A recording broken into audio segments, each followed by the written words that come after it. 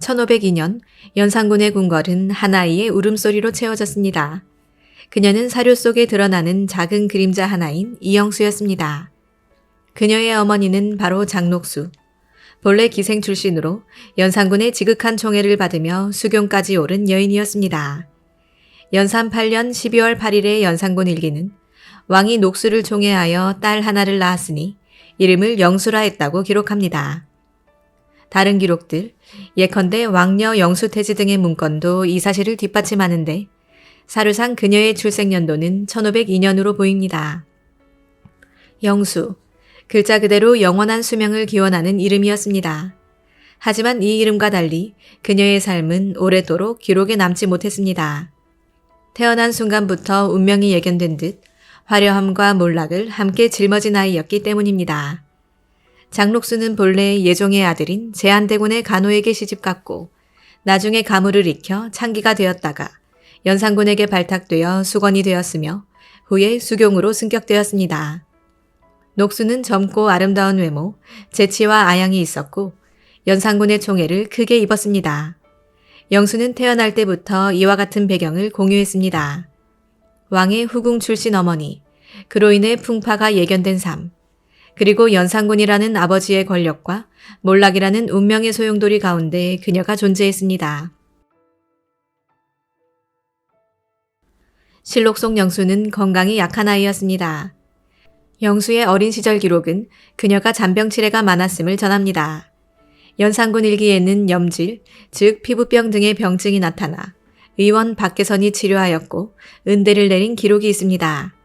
또한 천연두가 퍼졌을 때 구수영의 집에서 간병하였고 그 회복을 기원하며 구수영에게 쌀 50석과 안장이 갖춰진 말을 주라는 명이 전해집니다. 이러한 기록들은 단순한 왕녀의 호사보다는 병합함과 보호를 필요로 했던 어린 시절의 외침을 들려줍니다. 또한 이런 어린 병증들은 그녀의 성장과 활동에 제한을 주었을 가능성이 큽니다. 중종반정 이후 그녀가 왕녀 또는 옹주의 자기를 누리지 못한 것도 연좌당하거나 사사 대상이 되지 않은 것도 어린 나이와 더불어 이런 건강 상태가 어느 정도 영향했을 것으로 보입니다.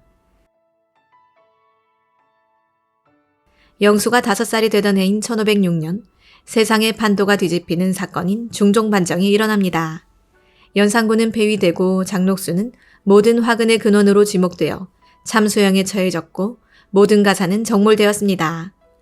궁궐을 울리던 권세와 웃음은 하루아침에 사라졌지만 놀랍게도 그녀의 딸인 영수는 위협이 되지 않는다는 이유로 다행히 죽음을 면하였던 것으로 보입니다. 물론 그녀는 연좌 대상이 되었지만 어머니 장녹수와 함께 처벌되거나 사사되지 않았습니다. 사실 사사나 처형과 같은 처벌을 피한 것은 그녀가 여자아이였고 아직 성장하지 못했기 때문이라는 해석이 일반적입니다. 당시 조선왕실과 정치 운영에서 여자아이는 왕의 아들들과 비교할 때 정치적으로 덜 위협적이라는 인식이 강하였습니다. 이로 인해 영수는 왕의 딸이었음에도 공식적으로 왕녀의 자기를 받지 못합니다. 왜냐하면 폐주 연산군의 딸이라는 신분 자체가 왕가의 공식 계보에서 제외되고 반정 이후 권력 구조 속에서 처벌과 경계의 대상이 되었기 때문입니다. 시간이 흘러 영수가 소녀에서 여인으로 성장할 무렵 그녀에 대한 기록이 등장하는데 의외로 준종반종 이후에도 왕실로부터 배려받았다는 모습이 보입니다. 그녀가 성장하면서 혹은 나이가 들자 조정에서 재산을 하사받은 기록이 존재하기 때문입니다. 1517년 중종 12년 9월 1일 예조에서 폐주가 아끼던 장녹수 딸인 영수와 정금이 낳은 딸 함금과 함께 집과 노비, 밭 등을 하사하고 선언록에 올려달라는 청이 있었습니다. 또 1518년 1월 17일에는 영수와 이복자매 함금에게 노비 15구와 가사 1좌, 전지 15결을 내려주라는 명령이 조정에서 나왔습니다. 이러한 조치들은 폐위된 왕가의 자녀라도 최소한의 생계와 명목을 유지하도록 조정이 조치한 흔적으로 볼 수 있습니다. 또한 이러한 재산 하사는 영수라는 인물이 완전히 사회에서 배제되지는 않았음을 보여줍니다. 하지만 그녀에게 남겨진 건 폐위된 옛 왕의 딸이라는 애매한 신분과 조정이 내려준 몇 채의 집과 몇 명의 노비뿐이었습니다. 1529년 중종 24년 영수의 이름이 다시 실록에 등장합니다. 이번에는 충격적인 사건 때문이었습니다. 영수가 서자 권한과 은밀히 혼인하였다. 헌부는 권한을 불러 주문했고 이는 보통의 예에 맞지 않다며 보고했습니다. 당시 왕의 딸, 비록 폐주의 혈육이라 해도 서자와 혼인하는 것은 상상조차 어려운 일이었습니다. 조정은 크게 동요했습니다.